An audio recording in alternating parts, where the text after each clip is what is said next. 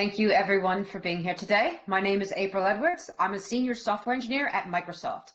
And what do I do for a living? I build and code with customers in the cloud. I help move and transform their applications into Azure using DevOps practices and working with the engineering team and giving direct feedback to those product groups. So I'm really excited to be here today and to be working alongside Google. Who would have thought Microsoft and Google would have been in the same space, right? So today I'm going to talk about a really important story about DevOps and how we've embraced that at Microsoft, and we've changed our culture and how we deliver our products to you as consumers. Please feel free to follow me on Twitter at @theAprilEdwards or on LinkedIn. Always feel free to reach out and send me questions, and I'll put blog posts on there, and you'll see lots of DevOps resources on there as well. So let's get started. So when I talk to any customer about DevOps, or I would ask any one of you to define what DevOps means to you, I would get very, very different answers. So case in point here, what is DevOps? How do we define it? And I think it's really important that we start off with how we actually define DevOps. So what I'm going to do here is we're going to start with how we define DevOps. We're going to have a little bit of a video to start. This should transcribe. If I can get everyone in the studio, ask someone in the studio to hit play on this. It may or may not come through to you guys. Let's see if it plays.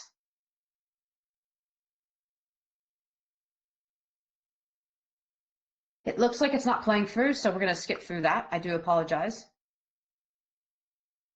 So let's start with the definition of DevOps. And this is really, really critical because, again, if I were to ask every single one of you to define it, we'd have a very, very different answer, right? We all have different life experiences. We have different things that play into how we define DevOps.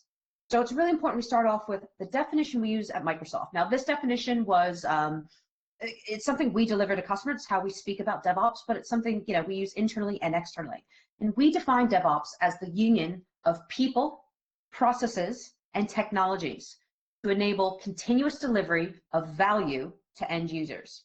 And I really, really want to focus on that word value, because yes, we're trying to deliver software. Yes, we're trying to deliver features and fix bugs and all this other stuff. But what value are we delivering? And this is going to be really critical. So why is DevOps important? Because your competition's already doing it. How many of you have ordered a pizza during lockdown from Domino's? You go into the app, you order your pizza, and you can see everything from beginning to end of how that pizza is ordered. You know exactly when it's going to arrive at your door. Now, also, let's look at companies like Netflix. Netflix is doing great. Why? Because they can deliver on-demand video streaming to you as a consumer. If you remember the old days of Blockbuster, who remembers Blockbuster? You had to walk into a store, rent a VHS tape. This is well before DVDs. They may not have it in stock. They might have it in stock, and you might have to pick a secondary option, but you had to go and rent a movie. You could only rent a few movies at a time.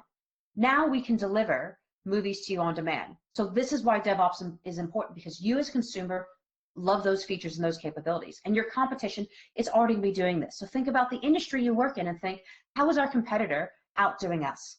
And we know that high-performing DevOps companies can increase their velocity, they can reduce their downtime, and reduce human error, because we all know we've all made mistakes. We know that about 95% of the errors and issues in the cloud occur because it's human error, not because the cloud failed us, because we as humans have mistyped something. How many of you have mistyped something? I have. I've mistyped an IP address, or just even a name of a server or a host. And I've brought down major systems because I went to reboot something that I shouldn't have because I manually made that mistake. So we talk about DevOps, we've defined it, and we talk about this theory of DevOps, but we no longer know that DevOps isn't a theory because we have hard statistical facts. Now, big thanks to Dora for giving us these numbers. We know that high-performing DevOps companies achieve over 208 times more frequent deployments. They have 106 times faster commit to deploy. There's faster incident recovery times and a lower change failure rate. So we know that's faster time to market. We can see our Ubers, our Netflixes, and how our Domino's are doing. But most importantly, to the bottom line of the business, we can show that there's increased revenue to the organization. So people ask, how do I get started with DevOps? Where do I begin? If it hurts, do it more often. We talk about this process of DevOps, and we look at how we need to plan things and how we test things, we deliver it. We have this full cycle of DevOps where we can then get incremental feedback on what our systems are doing and make incremental changes. So if it hurts most, start there and let's do it more often. Let's pick apart those things in our organizations that hurt most and start there and attack those. So DevOps is a massive part of the Microsoft culture. This all came into play when Satya Nadella came in. If you remember, most of you may or may not be familiar with Satya, but he is our CEO of Microsoft. When he came in, he kind of made a few really bold statements to us at Microsoft. Firstly, we're going to eat our own dog food, and we're going to enable every developer on the planet to do more. And that was really, really important. And there's a few key things that we've adopted as a company and into our culture. And culture is the hardest thing to change in an organization, but the most important. So the first thing we did is we had to adopt a growth mindset. This means not a fixed mindset, but a growth mindset. We're willing to change. Everyone in the organization is willing to change and do something better for the betterment of the org. We also created a culture of customer obsession. Now, we can think back to the Microsoft days of old where we just sold software. Now we focused on what the customer wants and how we can deliver that better to them. The other thing we did is we had shared objectives that we aligned within our teams, and that's really important. That allowed us to have shared goals and shared value, delivery of value that we want to deliver to our end users and other organizations.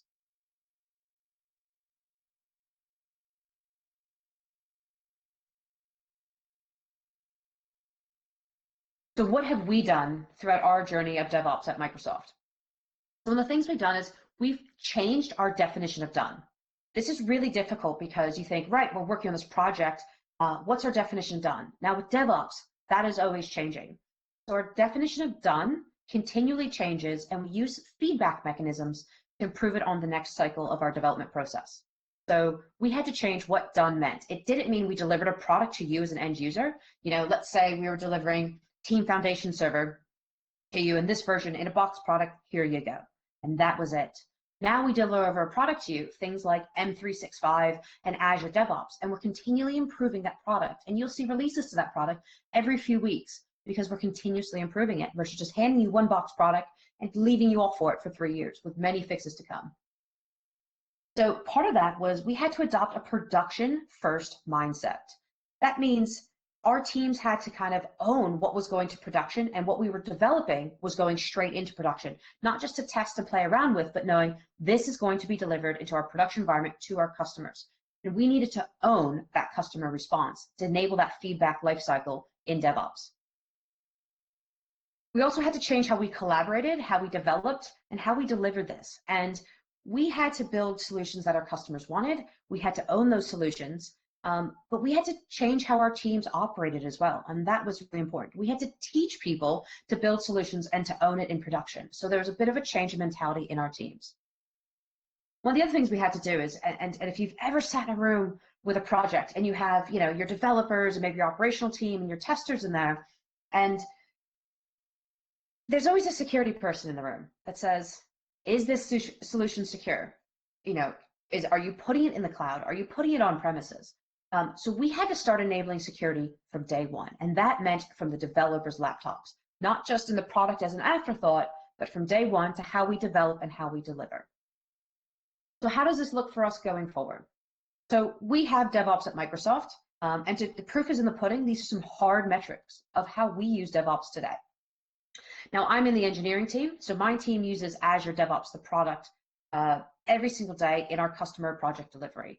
We also use DevOps processes every day in our customer project delivery. We don't stop, and we're continuously improving that. Now with Azure DevOps, the product and the tool, we have over 85,000 deployments per day using Azure DevOps. So if you're a consumer of Microsoft 365, even our Windows platform, use Azure DevOps. We are using our own tooling because that was the purpose of us becoming a high-performing DevOps organization as well. We make so many Git commits every single day. We do over 4.5 million builds per month, and we create work items. We track all of our work from the tooling. And this is really important because we're also testing from this tool. And it's really become us eating our own dog food, making the tool better, but also us delivering a better product to you, the consumer.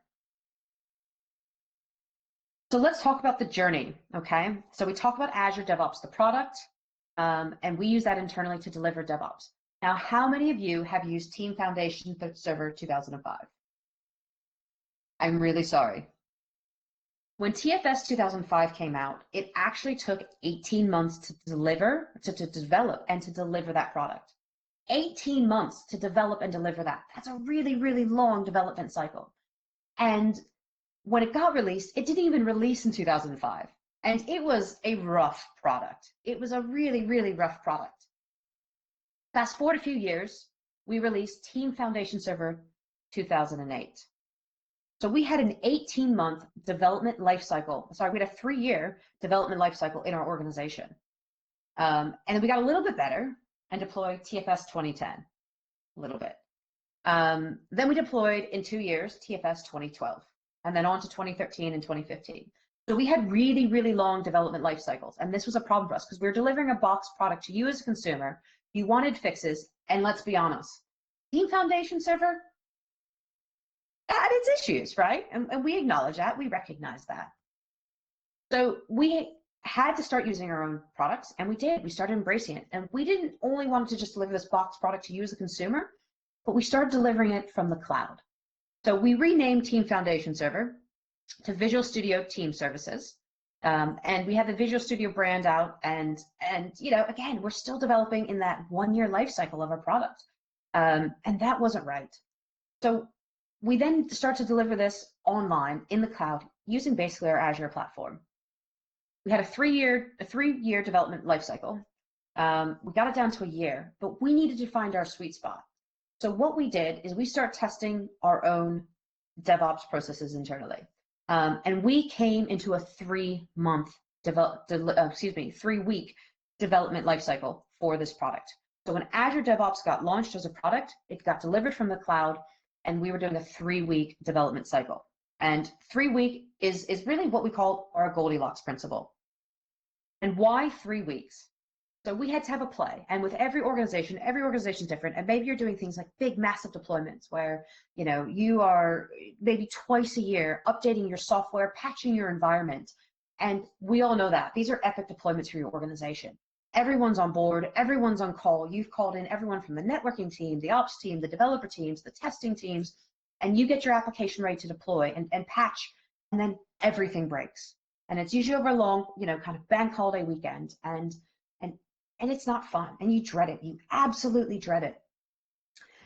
And this is the same problem we had with delivering a box product.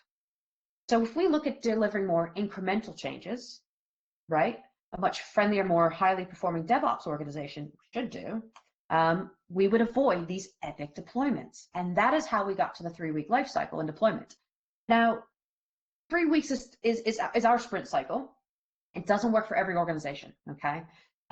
We found it in our Goldilocks principle by testing different sprint cycles. So we started off with a 4-week sprint cycle. And realistically, 4 weeks was just too long. We weren't getting, we just weren't getting things delivered fast enough. So 4 weeks did not work for us. So we're like, right, let's try 2 weeks. 2 weeks was really quick for us, and we were playing catch up too much, and we had too many bugs to fix. We had too many issues, and we weren't getting features out quick enough. So 2 weeks just was too fast for us to get this product out the door and to get these features out the door. So we found 3 weeks. So we kind of tested, you know, one extreme to the other, and found that 3 weeks was the place where we wanted to be. So we deliver Azure DevOps in a 3-week cycle. So you can kind of see how we've moved in sprints. They were quite long. You know, we went from 3 years down to a year, year-ish, and now we're down to 3 months. 3 weeks. So how did we do this? What's the process to get us there? What did we do? So I told you before that we changed our definition of done.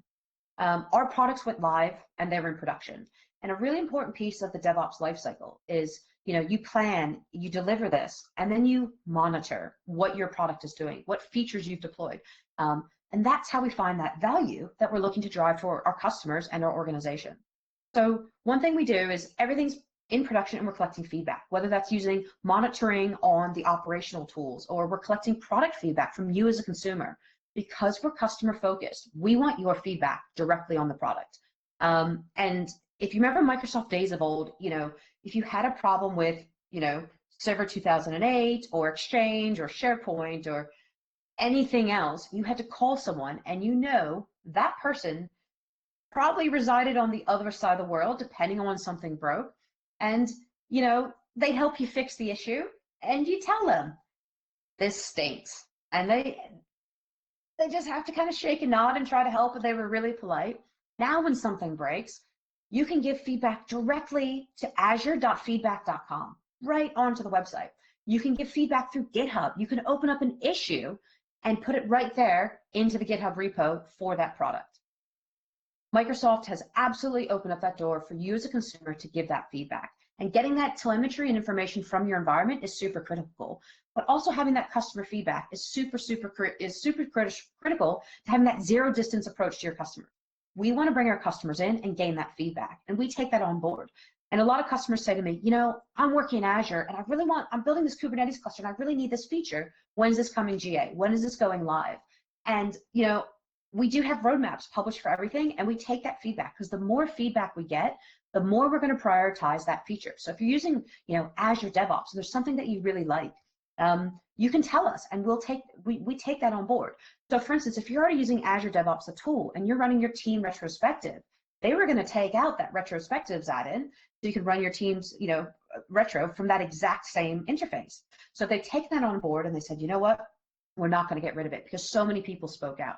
So it's taking out that delineation between your engineers and the customer. And I think one of the biggest things is when you're embracing DevOps and you're looking at your culture change in your organization, you have to eliminate those really unhelpful KPIs.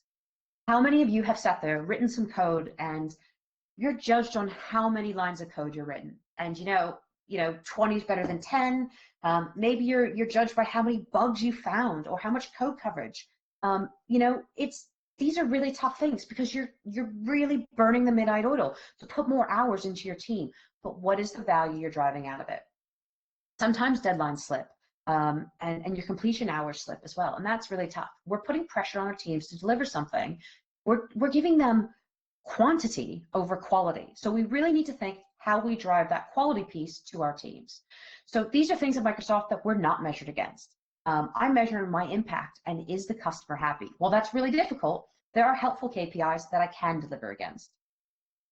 So as an organization, it's important you change what you track. How much value are your users getting? Are you retaining users? Do you have increased usage of your product? You know, is this new feature you've deployed getting really positive feedback and a lot of use case? You know, you can use NPS scores and everything, but feature usage is a massive, massive metric for you as a developer to get that feedback into the organization. And we want to make this process better each time, right? We want to iterate our process every single run of our new features. So when I say take what hurts most and do it more often, we want to keep doing it. How can we improve? You know, is our time to deploy too long? Is you know, where can we improve on these things? Is our time to run our tests too long? We need to maybe figure that out. Do we have some automation issues in our organization? If you can automate something, do it. Help improve that life cycle every time. And there are going to be outages, unfortunately. We can't avoid them in the industry, but how we recover is super critical. You know, maybe you're delivering your SLA to your some kind of SLA, but you need to know how to recover from an incident when it does happen and have full incident tracking. And this is really important key feature of DevOps. So there's some great metrics that you can use as an organization. Maybe you have a lower, you know, rate of incidences in your organization, and maybe you find those outages much faster. So yes, we're going to have outages, but how you react and keeping that kind of open door policy with your customers is going to be really, really critical. So I've talked about how we've changed our culture a lot at Microsoft, but we have a product-centric mindset in our teams. So we've evolved our organization. And again, I'm going to focus on this culture change in an organization. You know, we have silos. A lot of organizations have silos. There's not one organization I've worked with that doesn't have a silo until I joined Microsoft. You know, you have your ops team, you have developers, you have your QA team, and you've split everyone up, and they're all working independently, but not towards that same goal. So if everyone's working on a product together, we mix those teams up. We can devise a feature team, which is exactly what we've done here at Microsoft. Instead of working very horizontally in our organizations with, you know, people maybe working on the API or just the data or the UI, we strive for vertical. So people with these different skill sets are brought into the same team, and they're brought into these feature teams. So we work together to deliver this same end goal. So let's talk about how we've evolved our full stack teams. Now, this is all prior to lockdown. Everyone sat in the same room. They all work together. Now with lockdown, that's a little bit different, but my entire team sits in the same time zone as me. And our engineering team, while in different physical locations right now, is in the same geographical area, so that you're not working across time zones, because there is, a case to work asynchronously and across time zones, but the actual feature team is there together as a full stack team. Again, we'll be cross-discipline. I previously used to work on a team that was all cloud native engineers, and we all focused on open source, cloud native, Kubernetes and automation, Terraform. Now my team is completely cross-discipline.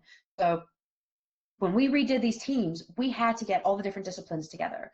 You have an engineering lead and a product owner in that team. The product owner knows what your 18-month plan of delivery is going to be. Your engineering team owns the sprints. And you'll have about 10 to 12 engineers in one of our engineering teams. The team owns the sprints. The product owner is looking what's going to be delivered for the roadmap the next 12 to 18 months. The engineering team owns the sprints. They own those life cycles of that product. We're very much going to be self-managing, and we have kind of like a team mantra and our own kind of working agreement as a team. So we have our own team culture. So while Microsoft has a culture, it's definitely a much wider culture. As a team, we devise our own culture in our group of 10 to 12. And this team will work together for about a year, and then they're given the opportunity to say, hey, do you want to go to another team? And probably about 20% of the people do want to try another team. Maybe it's a cultural difference, or maybe they want to move geographies or something. But these teams own all the features in production. So they own it from inception all the way to that delivery, and then they own that in production. And they own the deployment of these features. So they will literally manage everything in the sprint lifecycle to delivery, and then monitoring and management afterwards. And this same team will see the feedback of that feature when it's given on like the Azure feedback forums or GitHub. These are the teams that you're actually directly talking to, and we're taking down that barrier between the engineering team and you as a customer. So yes, there was a lot of evolution in how our teams are devised. And was it a hard transformation? Yes. But again, transforming people is probably the hardest part of DevOps. So we evolved these teams to kind of be full stack developers. So you're thinking, well, I'm a QA tester. What about me? The QA testers, the ops people, all of them all became engineers. We're all engineers in it together. So we own everything from, configuration scripts. We secure the design from day one. We develop our features. We put in testing into our pipelines from day one. We do all these things from day one before we deploy these things out. And this will be all owned from this engineering team. And I think it's really important to say, we want to notify you as customers when we have an outage. For those of you that play Xbox, there's a live website that can tell you when and where there's an outage in the world. There's an outage, unfortunately we are going to have outages, but you can see on that website that will go red from green and tell you where the outage is and how severe it is, and and that, yeah, there's an outage. So we're very, very transparent with our customers. And the same thing in Azure. If there's an outage in a region, we notify you as a customer, whether it be through the portal or our live website as well. And this is really key to DevOps. If this isn't just a fixed thing, we just don't deliver a feature and then we're done. We need to measure and improve it. So we are looking at the time to mitigate, our time to detect issues, and how can we automate more in our DevOps lifecycle. So we have really changed how we collaborate, how we develop, and how we deliver as an org. And that's been really, really apparent. So how does that look as a developer? There's a lot of collaboration on code, and this is about customizing your code base, working together as a team, but really making sure you have clear, concise code. And that's so hard as a developer, right? But it's the phrase, keep it simple, right? We want to have, use pull requests. And whether your code sits in something like a GitHub repo or Azure repos or another source control system, we want to control how we access our code. We want to make sure we're using branching policies, and we can put policies in place to make sure that everything is in check and in line. And we can share that out, whether that be an open source project or whatnot. And now there's about 60% of workloads, about 60% of organizations are using open source today in their projects. So source control is really critical. So keeping that clean code base is really, really important. So people always ask me, how much do I automate? If you can automate it, do it. Now, we don't want to automate everything just at once, because yes, that's a massive undertaking. And if any of you have tried to do that, you go, gosh, yeah, I want to automate this process. But there's just so much going on. Again, pick one thing and start there. So one of the things we did, instead of running functional tests, which took quite a bit of time on Azure DevOps and a lot of our other products, we shifted to using unit tests. Unit testing is a lot simpler, but when any of the engineers deploy code to, or merge a branch in their repo, it runs over 50,000 unit tests before that test can get pushed, before that feature can get pushed forward or that code can be accepted. So what that means is we can't merge our branches until our code's green, and we pass those 50,000 tests. So we have complete control over keeping code that isn't ready to go to production out of production. And green means green, red means red. What does this mean? If it's green, it goes. If it's red, it doesn't go. So every single check-in of our code, every single continuous integration build has to be green before it proceeds.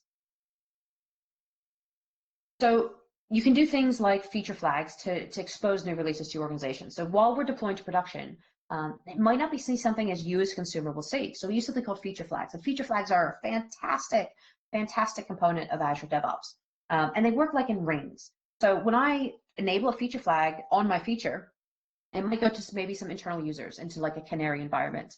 And that could be, your team or the IT team and maybe a few VIPs in the organization. Then it might go to the next ring, which might be certain departments within your organization. And then ring 3 might be one geographical location, let's say, the UK or maybe Budapest, and maybe you have a few more offices in Budapest. Maybe ring 4 might be all of your offices in Budapest, or maybe we're for an organization with 5 different offices, that might be ring 4. And then ring 5 could be maybe our entire corporation, which might span over, various countries over various continents. Now, the really cool thing about feature flag is while I'm deploying to these rings, if let's say I get reports from users in ring 3 that something's happening, I just disable that feature flag and it takes that feature away automatically. I'm rolled back my code within seconds, and then we can address the issue and then look at redeploying that out. The feature flags are really super critical tool in helping you achieve this. So these tooling things, the way we do our tooling is really important. And again, I talked about how we build security into our delivery.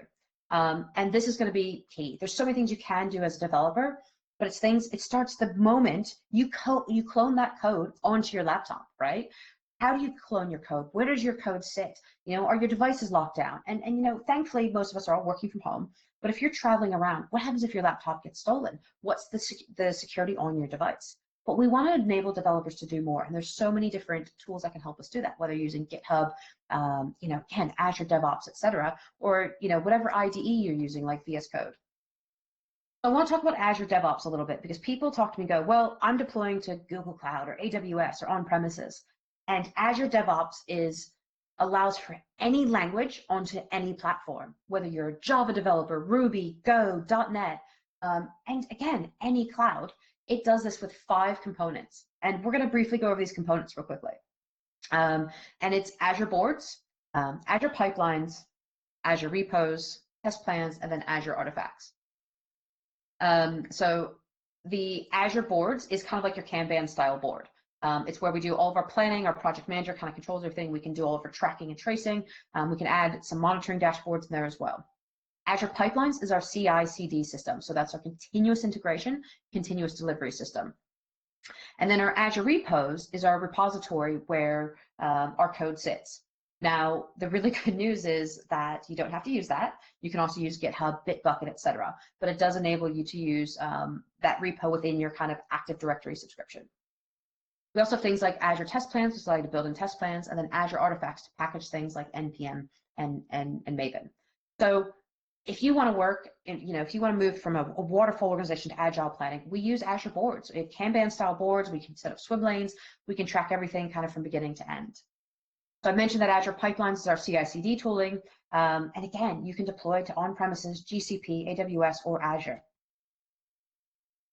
So delivering all this, again, we have very successfully integrated GitHub into this product as well. So if your code is already sitting in GitHub repos, you can hook into Azure Pipelines and deploy your code directly to the pipelines to the marketplace. So there are tons of resources, and I've thrown so much information at everyone today, and I want to thank you all for tuning in. There are some great resources that are going to be free for you to learn and to get on stuff. So the first thing I'm going to point everyone to is AzureDevOpsLabs.com. It helps you use Azure DevOps, the tooling, gives you use cases. That's a great place to start. Microsoft Learn is also free learning and great place to skill up right now. So get on there. There's videos, there's whole course packs you can take, and full learning. There's also the DevOps Lab on Channel 9, and also GitHub has some resources as well. So I want to thank everyone for tuning in today, and please let's open up the floor for some questions.